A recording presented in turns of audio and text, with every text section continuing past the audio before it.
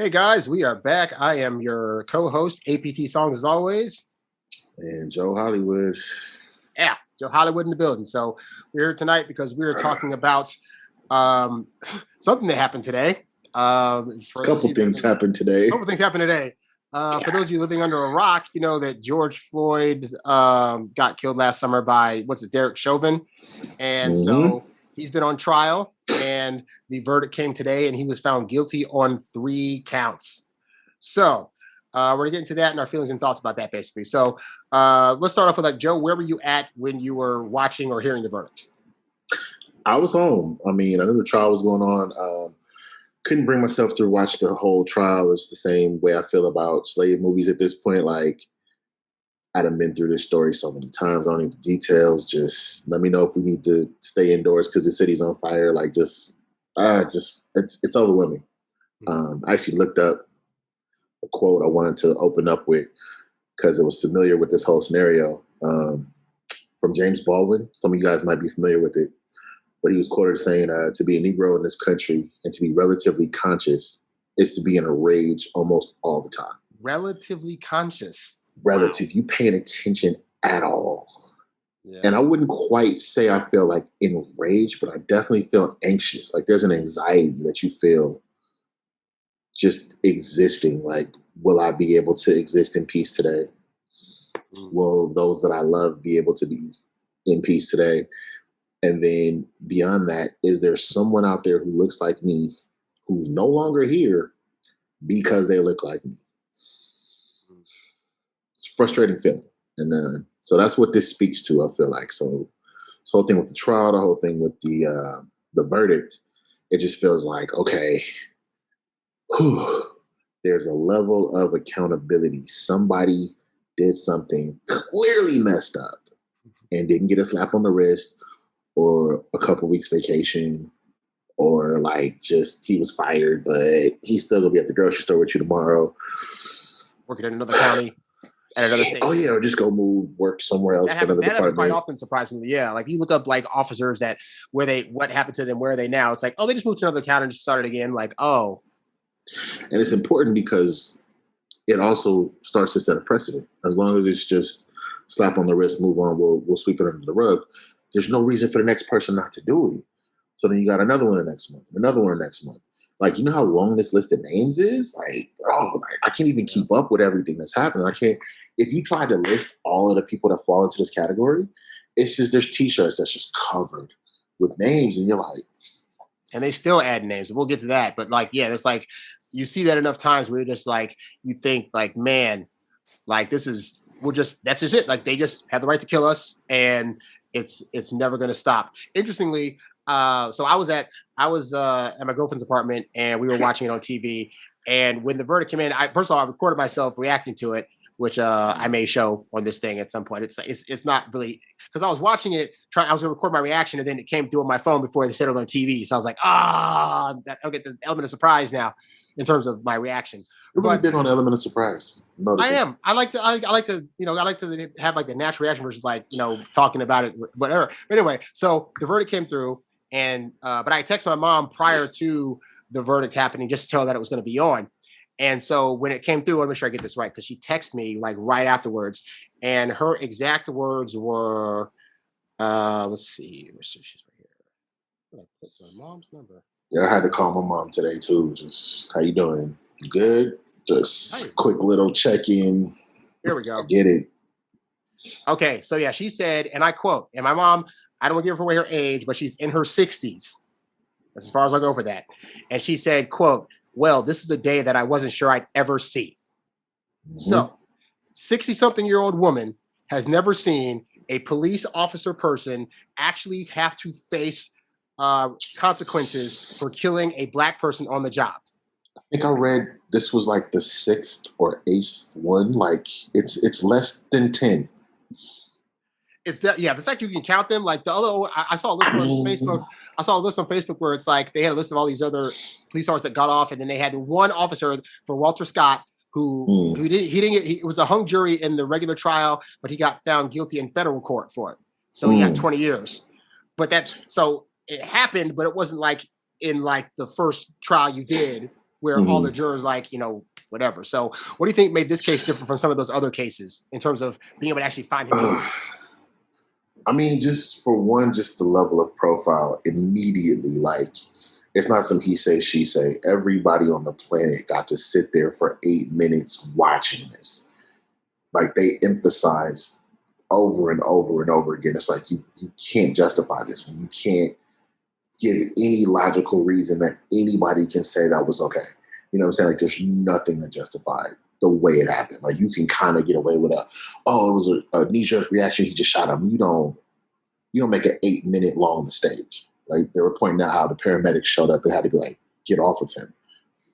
You're still on this man. Like, it was just such a heinous act. Like, you have to acknowledge.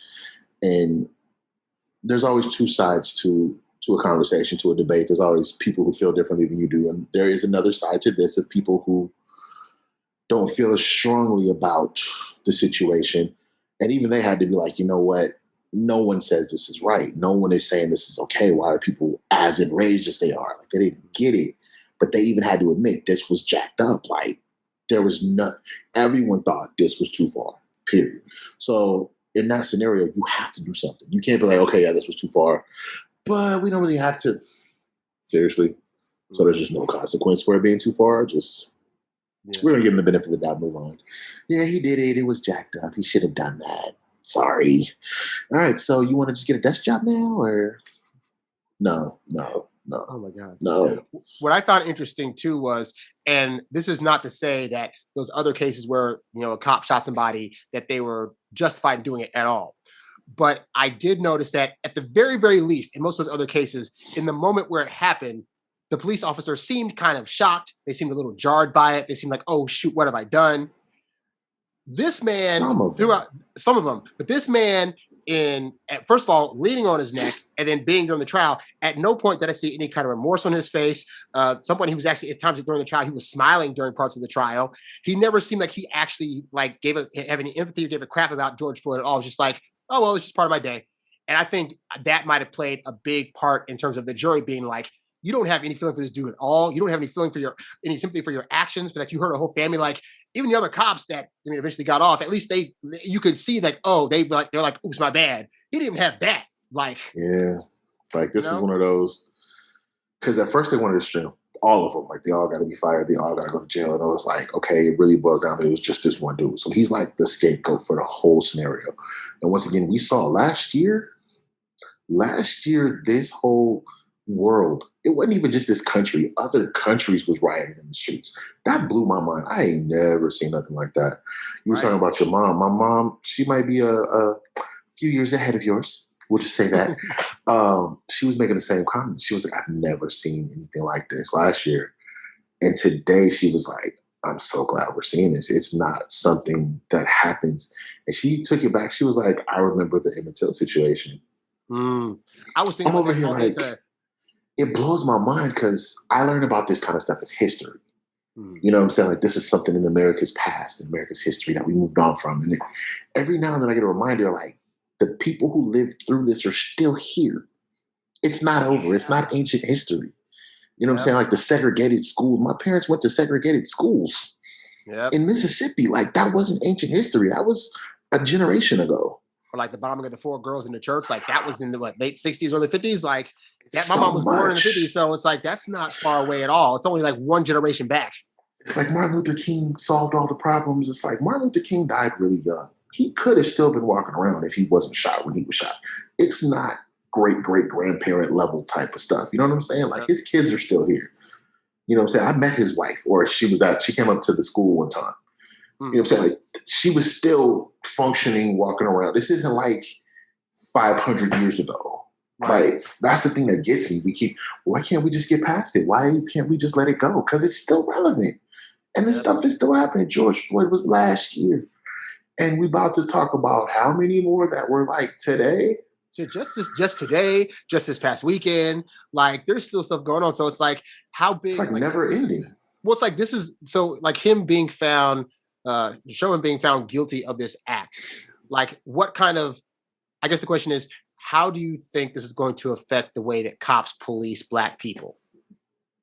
and go towards them in an antagonizing way or de-escalation way or whatever. Like, it's baby steps. I don't think this by itself will. It's baby steps. Once again, this is a complicated question because I'm not the type of person that thinks all cops are bad. I don't think every single person is a horrible person. I've had very many interactions with very many police officers who were quite pleasant, who were quite helpful. I've worked with some. I've been pulled over randomly and treated very fairly. Like, I can't say this is a total each individual person. I do very much believe it's a systemic issue, and I would actually plan on diving into that a little more. But when there is that person who wants to be extra, who wants to have the bravado and kind of I have to show my position, put you in your place, boy, and all of that. Yeah. It's not going to do much to that cop. That person, they're like, oh, they got him. Dang. But then when they pull somebody over tonight or tomorrow, this stuff is trained in. This stuff is ingrained. The way that they proceed, the whole mentality going out there is I'm going to war. And everybody out here could be my enemy. Everybody out here could want to kill me. So I'm on high alert at all times. If I see an inch of an inkling of something, I got to put you in your place because you're a threat to my life. That's dangerous. It's a dangerous mentality. And there's those who take it even more and more seriously. Oh, yeah. So do I think that this verdict is going to just change how it all goes? No. I do see reform happening at the highest levels in politics and everything else, but it's still a fight. It's still a struggle. And so it's going to go back and forth for a while. And speaking of systemic, I know we're going to get into that because I really try to make the dots connect to how deep this actually goes. But we'll start with during the trial, I guess whoever the EPMD lady was, not EPMD, I'm sorry, I just watched the battles versus with red men in them. So disrespectful. That was disrespectful. Whoever the medical person was that actually made the call to say, hey, basically she called the police on the police and tried to get medical assistance there. And she was saying on the phone call, I don't care if this gets me in trouble. So I'm thinking, okay, wait. So we already know the cops are one situation, but it's like now, it's like how deep does the rabbit hole go? Because the fact that this lady that works for an ambulance or as a medical person is thinking, if I call this in, I'm going to get in trouble. Is this why that when they get to the scene, they can't suddenly get to black people because they know they'll get in trouble for that? And then we've had a friend, we actually filmed a video on our channel with our friend Jae, who went to the thing where like him as a lawyer, he's a lawyer that went to school and learned some law stuff. And he went to a court of law one day to try to get some stuff. But because he was school, he's a practicing licensed lawyer. Yes. And he went to a court to get something. And because he wasn't dressed in business clothes that day, because he wasn't going to be in court originally anyway, like they looked at him like, you don't belong here. And then they like ended up tasing him and arresting him and almost like, it was just, but yes, like that's in the law systems. You have the justice system, you have the police system, you have the medical system. Like, how far does this go to where it's like any kind of action on black people is going to result in some kind of situation where they're going to get killed or have to be thrown in jail? It's the whole thing of protect your own. It's the blue line. We have to make sure that the system stands. So whatever happens, we'll deal with it internally, but the public face is we did nothing wrong. So if there's something that needs to be corrected, maybe. But for the most part, it's just this kind of mentality of we have to control the animals out there. And I'm like, once again, I do think that there are people who don't feel like that. But the way it's built, the way it's designed, reinforces it. Controversial statement. But we had a very clear example of somebody who tried to go against that system. We all watched it happen. The person was demonized, hunted down, and killed. A man by the name of Chris Dorner. I don't know if you remember. Yes, cop, former military. Yes. The whole nine. When you look at his story, he was a whistleblower. Saw something he didn't like. He said, hey, that's wrong. I'm going to report it. He reported it. Nothing was done about it.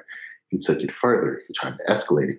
Next thing you know, he's getting written up and citations, and they basically turned him to this rogue cop to where there's this whole manifesto. And if you look at what he said, it was, I tried to correct the system. And then we watched what happened. But the news is like, oh my God, he went crazy. It's a shootout. He kidnapped somebody. He took it way too far. I will never say he didn't. Yes. But where it started was trying to go after the system. And that's where the problem is. The system is like, shut up. We'll deal with it. And they don't deal with it. And he's like, it's going to keep happening. Somebody has to say something. And it just drove him over the edge. And I'm like, that's not to say what he did was right by any means, but it's a testament to that there's something wrong with the system. And I just ran across another one. There was another female officer, very similar situation. She ended up losing her job and all kind of stuff over trying to be a whistleblower. And the system shut her down. And that's the whole thing. That's what people mean by systemic, that if you call out somebody who does something wrong and you're punished for it, your livelihood is taken away. That's a problem. So it's like, oh, where are the good cops? Where are the good apples? They're scared because they'll get punished, not the people who did something wrong. Yep. And it's so ingrained in the culture to be that way and to act in certain ways and hold to not. It's interesting because I actually have a thing that I saw on my Facebook friends thing. Who's the woman that actually took the video of the name? Okay, but I know you're talking about. Yeah, so it's interesting because I didn't know this part, but this is the original police report from the Minneapolis police about George Floyd's situation, okay? And so my friend had posted, he said, according to the police department, you could assume that he had an asthma attack while being arrested based on this thing. So it says, the official report initially was man dies after medical incident during police interaction.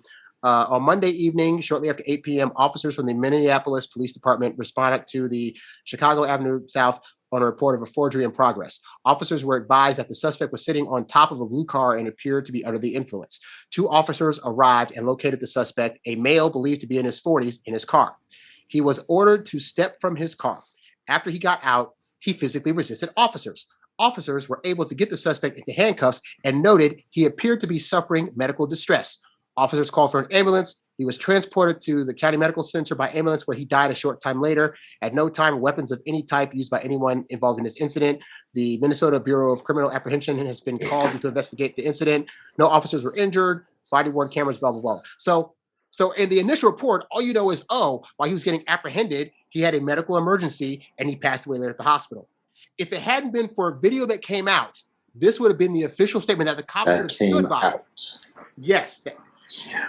And they would have stood by that and been like... Because there's a medical issue. It could have easily been blamed on drug use, as they tried to do. It could have easily been blamed on pre-existing conditions and issues. Well, he had health issues. Of course, he, while he was being restrained, he couldn't... The physical evidence... My dad has been saying this my whole life. He's always like, with stuff like this. I remember fresh from the Rodney King incident, and we're watching the video of the officers wailing on him, and they're like, well, we don't really know what happened. And he's like, the whole line is, who are you going to believe, me or your lying eyes? I think it was a Richard Pryor quote. I had to look up, like, where did you get this from? But this is one of those times, it's like, we're going to tell you what happened. And you're like, no, but I see what happened. Like, I can watch it. No, that's not what happened. What happened was... But we can see it. Like, we can rewind it and fast forward. It's in like crystal clear HD. Like, so now we can zoom in. Like, you know what I'm saying? Watch this how we like. It's all right here. It's like, no, guys, stop watching the video for me. Let me explain what happened. Okay, so what happened was, and I'm like, this only goes on so long, but it continues to keep going on until you have something. Like, if this tape didn't exist. We have, there's a report, there's witnesses, all the people around say, well, what about the one girl? Yeah, she was a little, she's 17? She's 17. She doesn't know what she's talking about. Yeah. Well, what about the medical examiner? She recanted her statement. She was mistaken. And it just gets, sorry, it's not happening. And by the way, it goes to court. And in court, evidence. You got to have evidence in court. Yeah. I was going to say, it's funny, like, the witnesses for this thing, though, like, it's like the Avengers of witnesses. Like, what are the odds you have, like, like an MMA fighter there and a person that knows about like various breathing things, and then a medical person. Making me wish I had watched it, man. Like, this is just stuff that I heard on I didn't watch the trial at all. This stuff I heard on the news. It's just like, you had all these people that would have needed to be there to be able to examine this thing thoroughly, and at all angles be like, oh yeah, I just have to be a professional in this field, and this way I can explain this away. And it's like, oh, we're not going to get away with this, are we? This is going to sound ridiculous. This reminds me of Chappelle's show when he was making fun of the R. Kelly tape.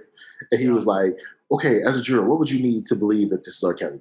I need him to sing, I Believe I Can Fly.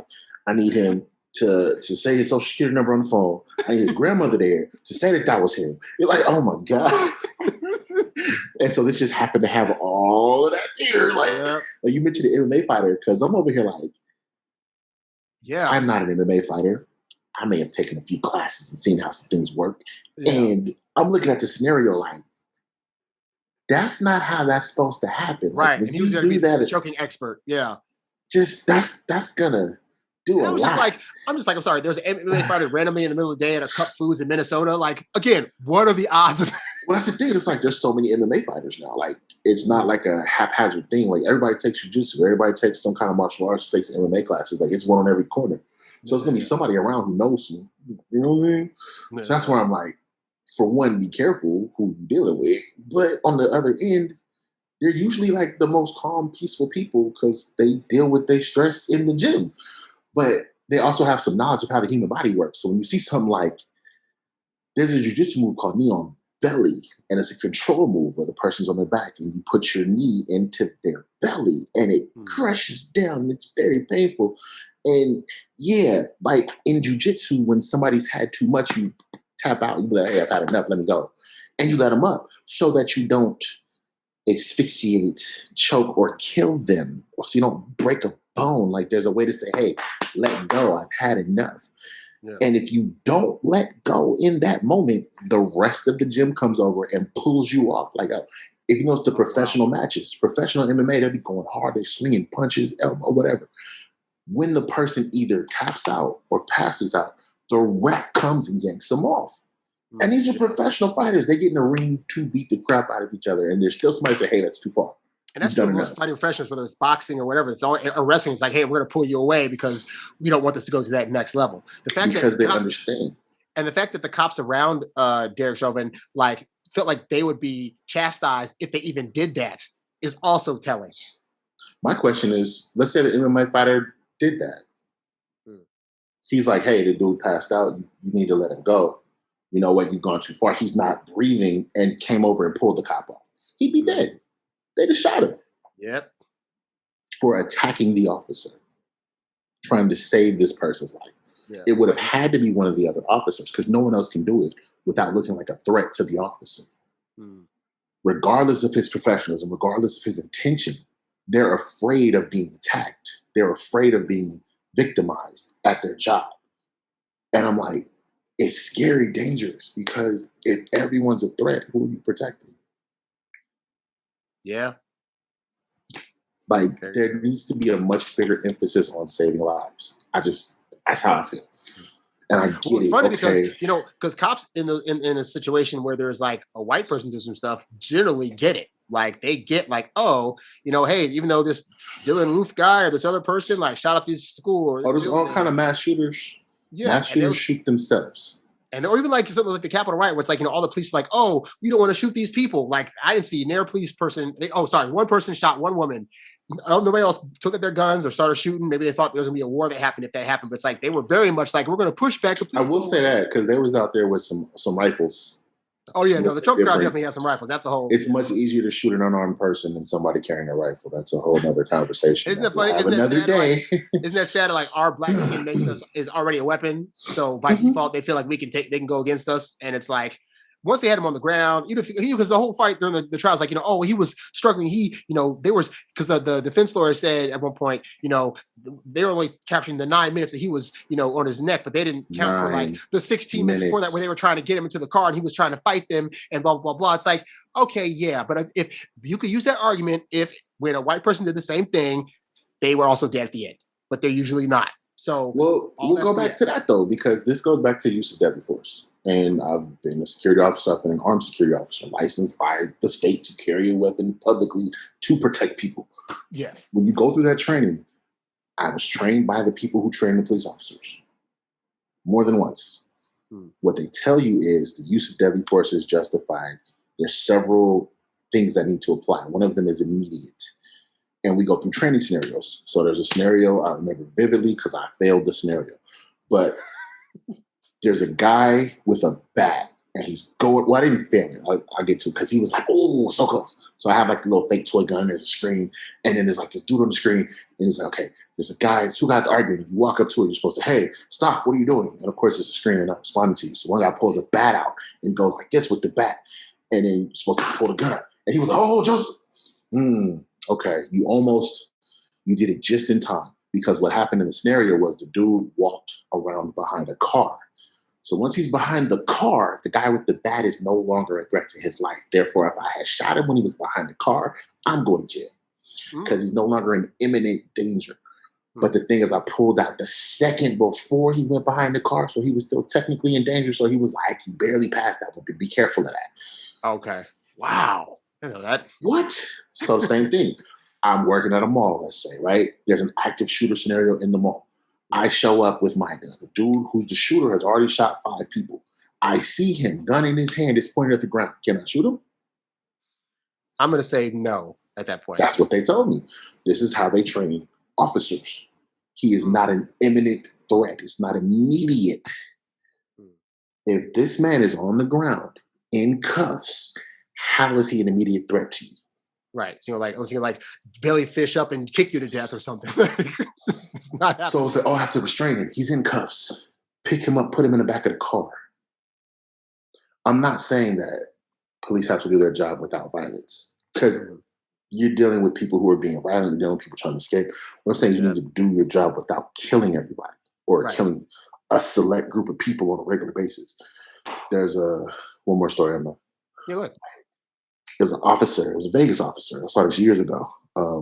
White guy, white officer, black suspect, in some sweats. He was frisking him. He was patting him down. He was like, "Hey, look, I'm going to check your pockets. You have anything in your pocket?" Dude decided to resist. He did a little shake move and ran off, right? I was like, oh, God. Oh, this is going to end well. The officer chased him down. He got to him, grabbed him, wrestled him to the ground. When he wrestled him to the ground, they were still struggling. He's on his radio. Back up, back up. I got a runner, blah, blah, blah. He starts punching the dude in the face on the ground. The dude's hands were flying around. He did like this and moved his gun out of the way, got into a position of control, and pinned the guy back down, cuffed him. At this point, another officer ran up because he heard him on the radio calling for backup. The other officer ran up. He said, I got him. He had a stronger position. This guy got up, straightened himself off, calmed down because his adrenaline's high. They arrested that man and took him to jail. Bravo, sir. You did your job perfectly. I get it. Oh, well, there was excessive force. He punched him in the face. No, it wasn't. He was trying to fight back. You were worried about your weapon. You didn't pull your weapon out and shoot him with it. Right. He's going for your weapon. Get it out the way. Protect it. Get control of the situation. Once you have control, other officers. You tell me 4 officers couldn't control one man? Right. 4 of them. Oh, there was a crowd around. The dangerous camera phones in their hands were too much for y'all? Right. Like, I don't get it. Yeah, okay, 2 people control the crowd, 2 people control the dude. Call for more backup. But to end someone's life? It's so cowardly too. Like, so I've been underwater for too long, and that sucks. So just having it taken from you, so you can't get your breath back at all. Like, it's and torturous. They're gonna try to blame it on like, oh, he had preconditions of like, was the precondition like a knee on his neck? Like, was that always there? Like it doesn't matter what other could do. You can be completely healthy. You cannot withstand that. And keep in mind, George Floyd was one part of a long list of people last summer that's why it exploded. Yeah. That's why the cities in the world exploded. It was like, it's too many, it's too much. And they still didn't stop. They're still happening. That's what it's like. Yep. That's why I was like, oh, do you think there's going to be reform? Has there been thus far? Like, what change have we really seen? We've seen little pieces. Yeah, plus, somebody said like this. I saw this white on TikTok saying like the system is working the way it's supposed to. Like ideally, they created cops in part to be able to chase runaway slaves, and then once that slavery ended, they still used it to try to round people up for these bogus charges. So it is actually working how it's supposed to work. We're supposed to be in jail for more slavery or killed, so we're not part of society anymore. So the problem is it looks bad. Oh, so you have to change the optics, basically. If we're being real about it, if we're going to be 100% real, the problem is that it looks bad for this stuff to be seen in the light. And these daggone camera phones, everybody got to bring it to the light. Yeah. I mean, we have body cameras, so why do you need cell phones? Because somehow they're not working, or they're inadmissible, or it fell off, or there's some way, if you're controlling the video, it don't always come out. I feel like if cops had thought about camera phones being used, they would have like tried to do something, anything they could have stopped camera phones being made in the first place. Because it's so like, even though Floyd died, it's like so many people in there standing around there with phones just like this. Like they know they're on camera. It's like a freaking reality show in the real world now. So it's like, even beyond the recording, you can go live now. That's the crazy part. It doesn't even have to be, they recorded it, take the phone away from them. It could be 5, 10 people going live. This is being viewed, recorded at a remote location. They say to do that in your car if you're worried about it. Have a camera in your car that's being recorded on like the cloud somewhere. Yeah. Because if it's something that can be turned off then and there, like where's the protection really? It's Bro. it's fear of optics. It's fear of looking bad. And keep in mind, this is a nation that loves to go everywhere else all over the world and tell them how they're messing up, how they're doing their citizens wrong, how this is inhumane. And then lo and behold, we've got 50 something black people getting killed by the police this year. How are you going to tell me what to do with my citizens? That's embarrassing, dude. Yeah, and then how that looks around the world too. It's like, before, like they would send them movies and TV shows that show like, oh, black people are bad and they need to be feared, this is that. But now it's like they're getting opposite, like, hey, this black person was doing nothing and they got shot by a white cop. Oh, this black person here shot for doing nothing, white cop. And it's like, oh, wait. So now other people can start to see like, oh, wait, they're doing nothing and getting shot. Like they haven't the other parts of the world have not had to see that before or get that reality that like, oh, maybe they're not the threat.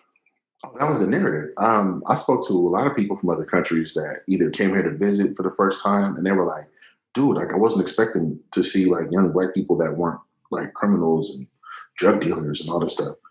My mom used to host exchange students, and it'd be black exchange students from other countries come here like, "Can you take me to Compton? Can we go to South Central?" I'm like, "Why is that all you want to do, bro?" Like, because that's all they know. They saw the movies. They saw South Central. They saw whatever, if they know hood. And I'm like, okay, it's up the street. And we would drive over there because, Yeah, of course. Yeah. from LA.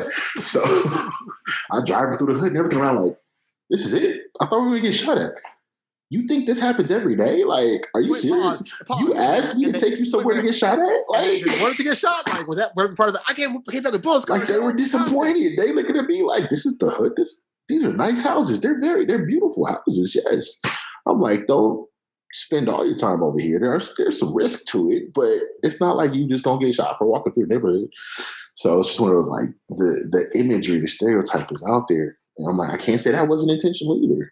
And that's sad because they said that that's effective. Because I still to this day will like. I remember one time when I was doing Uber driving, I drove somebody to Compton, and I dropped them off and then got the heck out as fast as possible because I was like, oh, I've seen too many things, and in my head I'm like, that's not always true.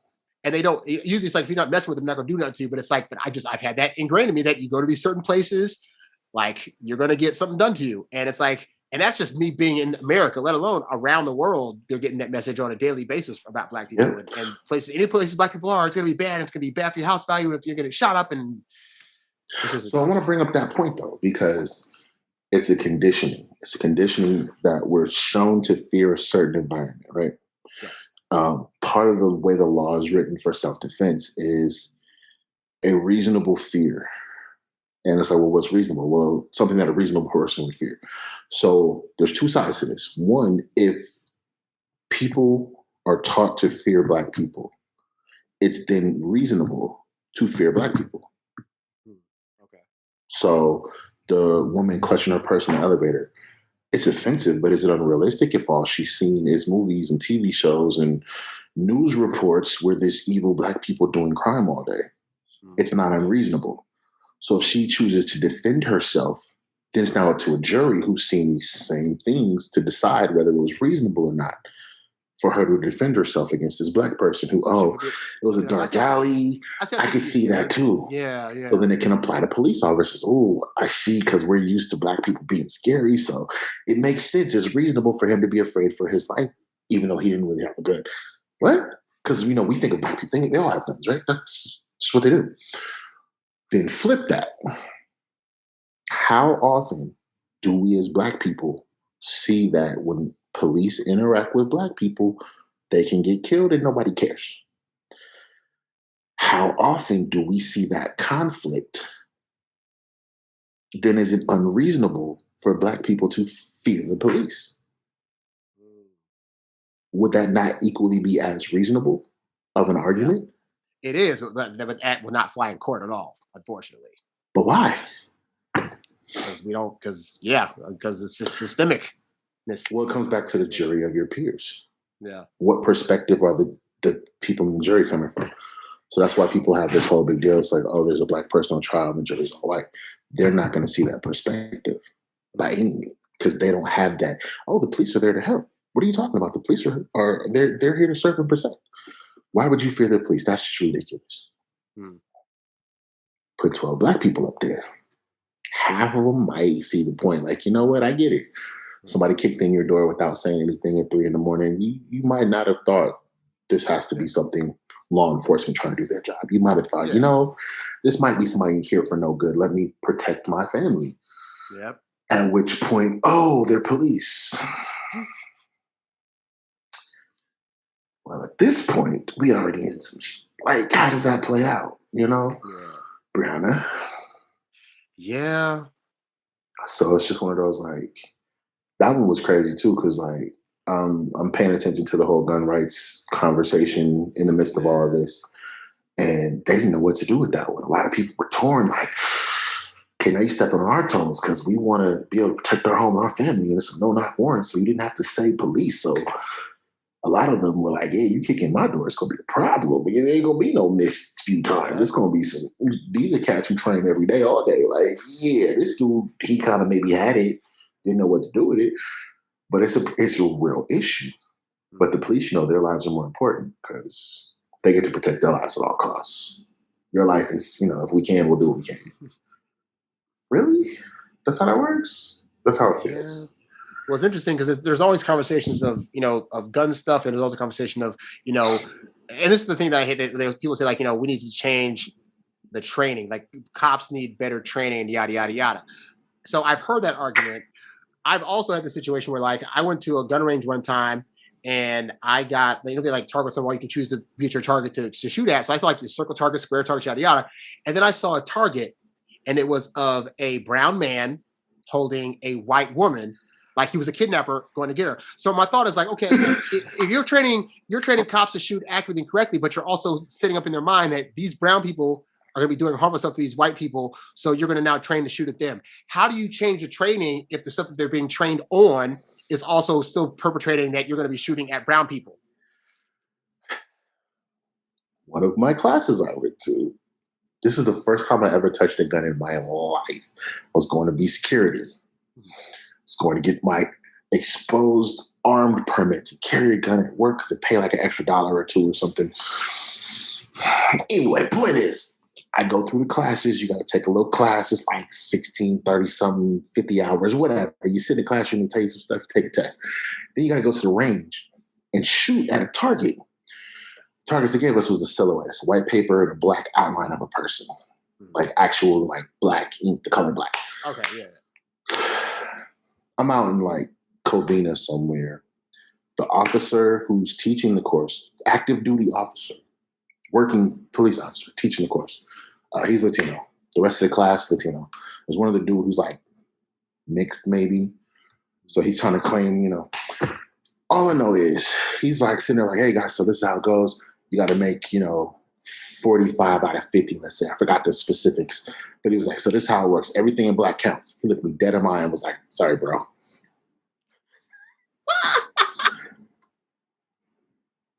It's not funny, but it's funny. No, it was hilarious to everybody there. I'm like, that's not your first time telling that joke. That's how I felt. I was like, this is part of your spiel. This is your... And it's subconsciously separating you out from other people there also at the same time. But not only that, it was like, that's the mentality. Like, the dark thing is the bad thing. It goes back, if we take it all the way back psychologically to the movies, the good guy wears the white hat, the bad guy wears the black hat. And you can say, oh, that's BS, stereotypical, blah, blah, blah. The first movie that we can trace the history of movies back to is called Birth of a Nation. Not the recent one, the historic Birth of a Nation. Watch that and tell me that this is a lie. Watch that and tell me it's not some racist propaganda involved in the entire concept of how that goes. So I noticed that with Disney movies, like most Disney movies, like especially the ones from like the late 80s, early 90s, it's like all the villains are either wearing black or they have black hair. Your Ursulas, your Uncle Scars, Jafar, like I could go on. It's a list, but they darker. All got black. Yeah, they're dark. Well, they had to tone that down though. We talking about cartoons. Elmer Fudd. Elmer Fudd was a reimagination because originally Bugs Bunny was being chased by an African with a spear. Mm. And you can find these. Same head shape too, yeah. African dudes with a nose ring and a spear, and they had him look like an idiot. He would always outsmart him. They got in trouble. Hey, this is racist. You can't do this. This is bad. So they said, let's make it a white guy. And so they recreated him and flipped him into Elmer Fudd. So from a spirit checker to a hunter. Fascinating. Because then, I guess we can make fun of a white dude since we're white. And they were like bad about it. Because like, well, why can't we tell the joke we want to tell? And you're like, did you miss the whole blackface era? Did you miss that whole? Yeah, they were still in it. It wasn't cool, bro. It's still not. It's a long fight, a long struggle out of that. And we kind of just like, can we not be seen as ignorant, backwards, violent?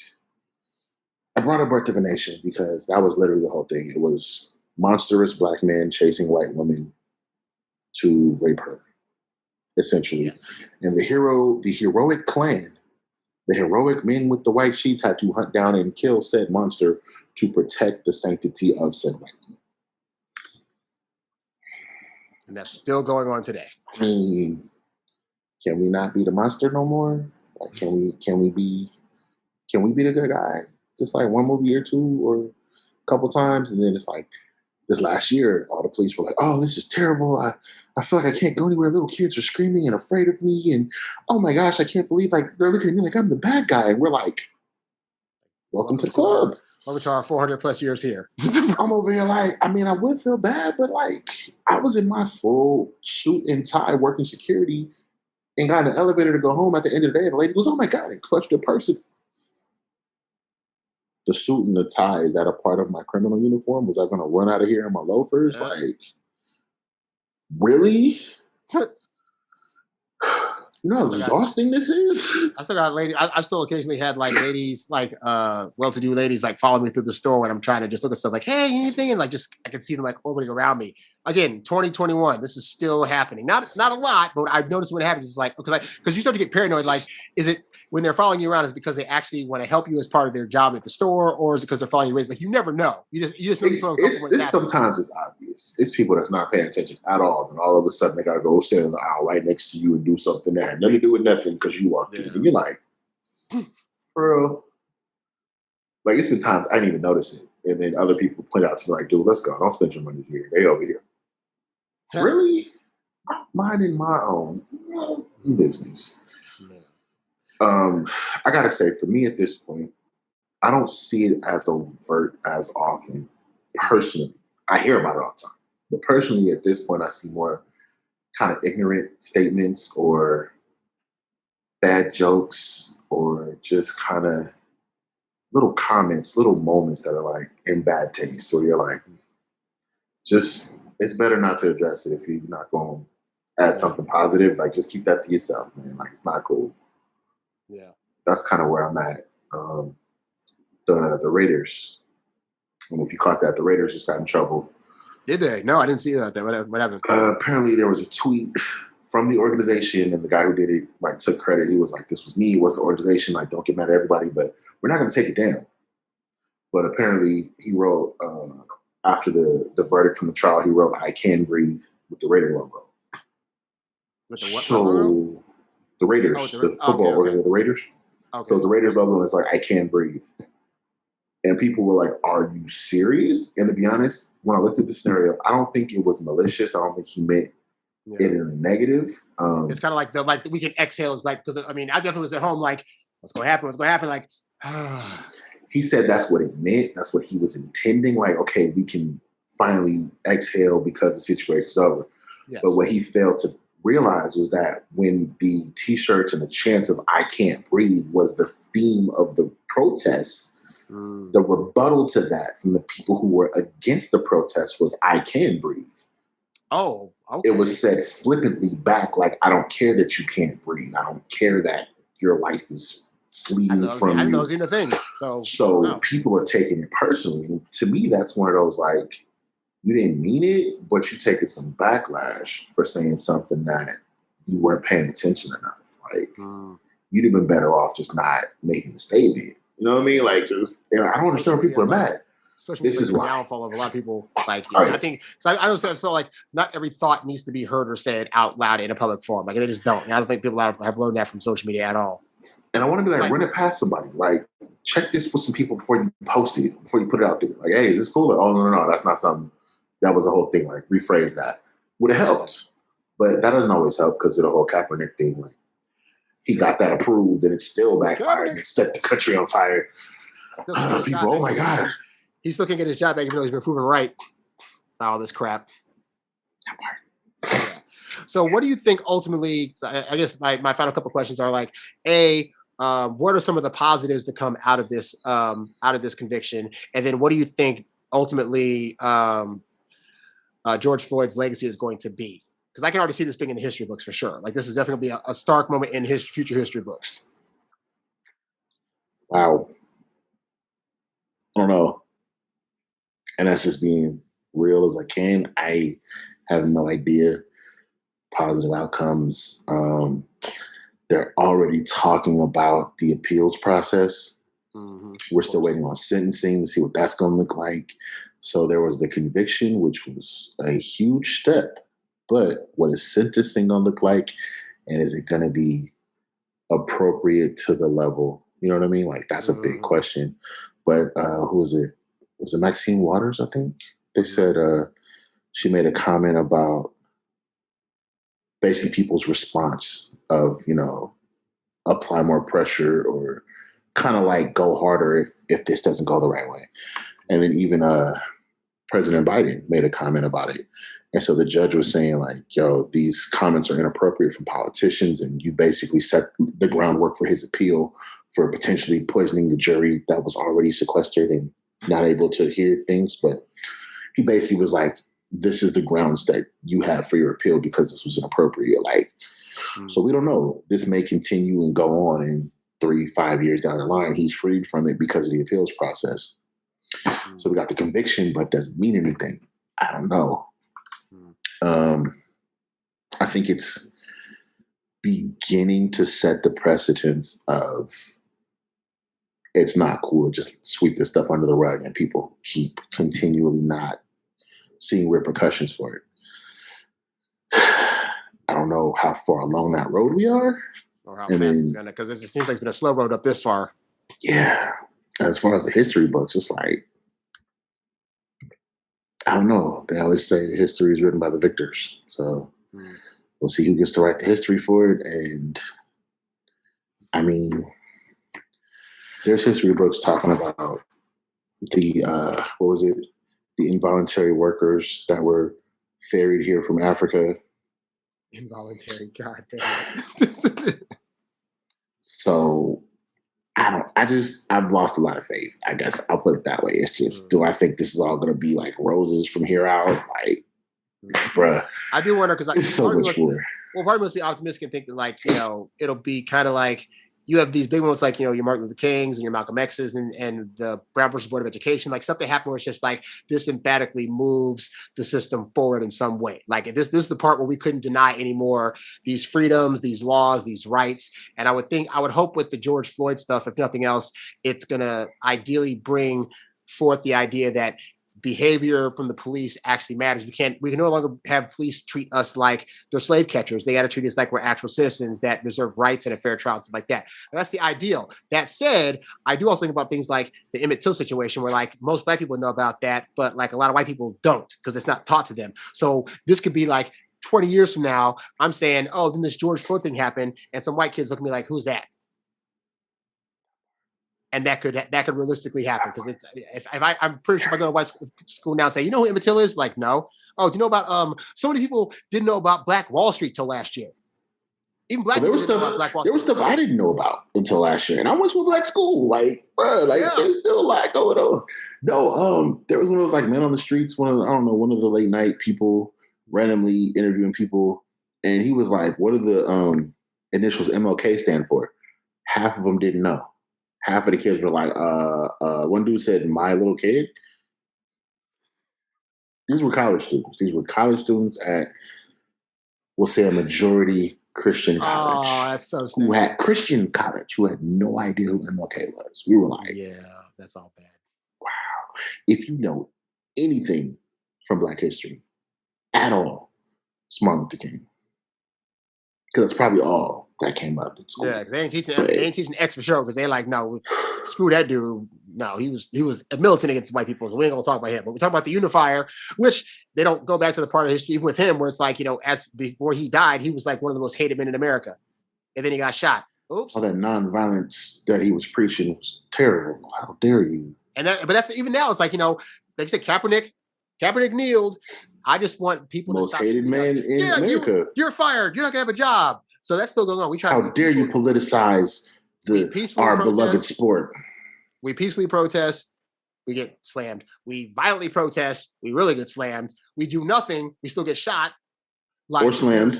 So it's just you just gotta kind of pick Literally. your go through and say like we're gonna just do it, and we already know however we do it in advance, you're gonna get mad at us. So screw it. We gotta make change happen. So hopefully his name won't be forgotten and it'll be remembered and as one of the bigger moments in history. You never know until you get there. So we'll be talking, have the same conversation at 70. Like, hey Joe, like remember George Floyd? Is that being talked about by the kids? I That's hope the not. grandkids. Oh, I hope not. Oh my God. It's so much. It's so much. Yeah. But I don't know if we got to it, but just did want to make sure to bring up that there was another young lady today who was shot and killed. I believe they said she had a knife. She was in some sort of an altercation. She herself called the police for help. And when they got there, saw she was armed with a knife and shot her to death. You know what the sad part is? I mean, aside from the death part, the sad part is remember I told you earlier about what the initial report was about George Floyd's thing? Mm-hmm. I can't even believe that report now. Like, because the report is, oh, she had a knife and she was a threat to us, and that could be false. It could be true, it could be false. I don't know what to believe now because that goes back to the training thing though, because like the way things are taught now is this whole 21-foot rule, 7 yards. If somebody has a knife within 21 feet, they could stab you before you could shoot them. So it's okay to shoot them. And I'm like, it's not really accurate. If your gun is in your holster, that's possible. But if you pull up to the scene, hop out the car, hide behind your door, and point your gun at the person, they literally cannot do any harm to you. I think it reduces to like 3 feet at that point. But nobody talks about that part of the rule. So unless she was within 3 feet of them at the time and there was no barrier between them, they had no legitimate cause to kill her. So that's the type of stuff that bothers me. Not to mention, I feel like I am a slightly trained individual, like a little bit. Yeah.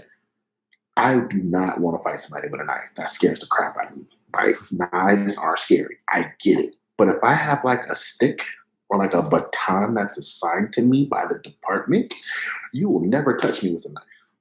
It's not going to happen. Something like a pepper spray or a taser, other options you can go to defend against a knife before they get to you with said knife. Even hand to hand, you got a chance. You got body armor on. Like, why are you so scared of a little girl with a knife? Because we didn't talk about it. She was 15. Yeah. She was a 15-year-old girl with a knife that was so scary. I gotta shoot. Turtle, like she was like Leonardo with the knife, the katana's coming out. Like, I mean, they didn't say machete. You know what I mean? Like, she didn't have swords. Little girl with a knife. She's dangerous. I'm a shooter. Yeah. Like, it's just the whole like. But again, we go back to the Walter Scott case where they swore up and down, oh, he grabbed the cop's taser, so he felt threatened, and it turns out he didn't grab the taser at all. So once again, okay, taser. Let's go back again. How many cops are there? Is it just you? So if he grabs your taser, you get tased. But if there's 2-3 cops there, if he grabs your taser, there's 3-4 other people there to do something about it. You don't have to shoot him. Or the infamous, oh, he went for my gun. Did he get your gun? Did he have it? Did he take it from you? I get all that. I'm just saying just the falseness of the stories. Because it's like the story comes out is this thing happened and it's like that story wasn't even true in the first place. That's where I'm like, so how do I didn't believe this story? Oh, she had a knife. Did she? Is there camera footage? Because unless there's camera footage, I don't believe the thing you're saying right now. Because it's crazy. Like, I'm always quoting people, but Neil deGrasse Tyson, scientist, the science person of the, you know what I'm saying? Like, this is what he does. He's like, it's funny how our legal system is based on human testimony because in the scientific community, it's laughable. Human memory is not reliable whatsoever. So he said, if you tell me something happened, I'm going to say, okay, great. What's your proof? He said, if you just say, I saw it, they laugh at you and you get kicked out of the room and your story is irrelevant.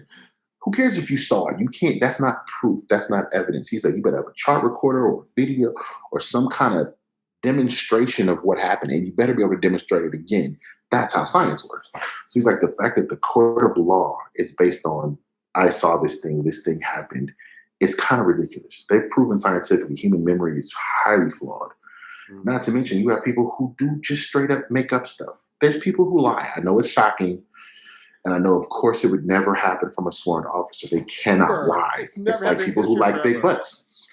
People who like big butts and sworn officers cannot lie. I get the logic, but damn it, we've seen a few that happened, apparently. Yeah. You just mentioned a few that in this conversation. So it's like we have to take that into account. Yep. And we don't. It's just like, well, that's how the law works. So we're just going to move on from here. And that's why the people that are like, the ones that are like, oh, blue lives matter and how dare you cops. And it's like, we're not even saying that all cops are bad. We're saying there's definitely a system set in place where if cops are lying, other cops, even good cops, are going to back them up. And that needs to be fixed, because otherwise you're going to keep these kind of cases where if it weren't for video, then it's just the cop's word against the thing that actually happened. And the thing that actually happened is not known. Therefore, we just go with the cop's word. And it could be 3, 4, 5 witnesses who are saying something different, but the police officer's word is going to hold more weight. And are they going to be brave enough to say their side of the story? You know what I'm saying? Like, they still got to live in that neighborhood. They still got to deal with whatever is going on there. My understanding is when people are given a certain level of authority, they're held to a higher standard. And I feel like that's what's missing. It's like, oh, well, we have to protect these officers. It's like, no, these officers should be held more accountable than anybody else. If you're literally given the ability to serve and protect to the level of ending someone's life, you should be scrutinized for making that choice. It shouldn't be, oh, well, we trust that they made the best decision. It should be, okay, why did you have to do this? What other options did you have? Run them through the ringer, because that's someone's life. You know what I'm saying? Like, oops isn't good enough. Yeah, my bad. I thought it was a taser. This isn't good enough. I'm sorry. Yeah. Like, oh, my name was on his neck for too long. Oh, sorry, I didn't see that. I couldn't hear him. And realize he wasn't breathing no more. I thought he was kidding. No, you are given a certain amount of leeway to do your job, but you also should be held to the highest standards for it. And that's just how it should be. Yeah. Because not everybody has that privilege. Not everybody has that right. Chris Rock made that joke. I think it was Dave Chappelle. He said, like, some jobs you can't just be. I think it was either Chris Rock or Dave Chappelle. One of them. Chappelle, I remember. Yeah, like, you can't. There's some jobs you just cannot be like just okay or flipping at your job. Like airplane pilot, you can't be like, oh, I think I'm going to kind of do my good job today. No, you're going to crash the freaking plane, and people are going to complain about it. Well, not only that, he took it to a new level, because he was talking about like other officers, like, oh, well, there's only a few bad ones. He was like, okay, let's say there's like 10 bad pilots who just love to crash the planes into the mountains. I'll never get on a plane again. Like, every now, 1 out of 100 pilots just likes to fly into a mountain for fun. No, this is not acceptable. We need the standard to be way up here, because you're dealing with some major consequences here. Like, dude, can't be. And the only way it works is they're holding each other to that standard. Yeah, that's crazy. Well, that's all the thoughts I got on this for the moment. Any other last additions there, Joe? I did have something. We got off on another tangent, but really it just comes down to, like, we're seeing some change, we're seeing some improvement, but we got to keep pushing, because it can lapse back to, oh, it's just a normal day. It can easily just become the status quo again. There was all this police reform and everything else on the books. What's going on with that? Is it still happening? All these laws that are changed in George Floyd's name, like, are we seeing them go through? I'm not going to say necessarily defund all police activity, but there's some conversations that should be had about improving the community rather than policing the community. Things like that, So programs that are sent in, like we're talking about mental health programs, to like send people in who aren't armed to be able to kill, but to actually calm the situation, things like that. So just that conversation needs to go a lot further. Yeah.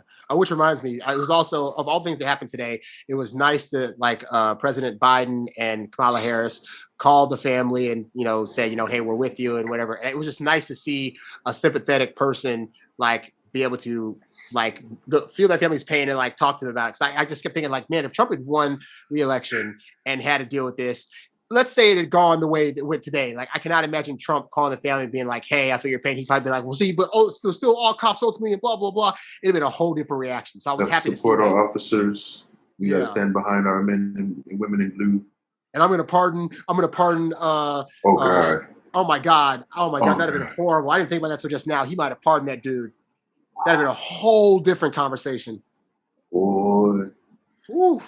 Boy. This is why your elected officials matter, people. It really does make a difference when these kind of things happen. So anyway, so this is, I'm glad I got to talk to you about this and get your reactions. And if you guys at home, if you guys have any reactions about what went down today, you can leave it in the comments below and we'll get to them and, hit you up or something like that. I don't know. We'll figure something out. And as much as I hate to say it, because there's more I have to say, I just can't. You have to stop at some point. But I'm pretty sure we'll be back to this at another time very soon. Black people could talk all day about this because it happens all the time. This could easily be a 4-hour conversation, but YouTube, so we're trying to keep it short. But yeah, well, I'm sure that unfortunately, I'm sure this is a subject that will not go away as more shootings continue to happen. I don't know if we'll talk about it every single time, but it definitely will be something that comes up beyond this talk in the future. But for today, justice was served.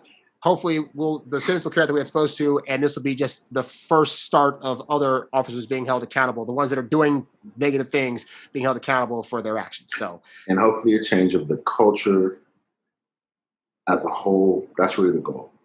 Black people aren't scary. Right. Yeah. Except for our black shirts. So anyway. All right, so that's all we got. That's all we got now. So we'll talk to y'all later. Joe, thanks a lot for talking. Peace out. Sir. Next time. Yeah.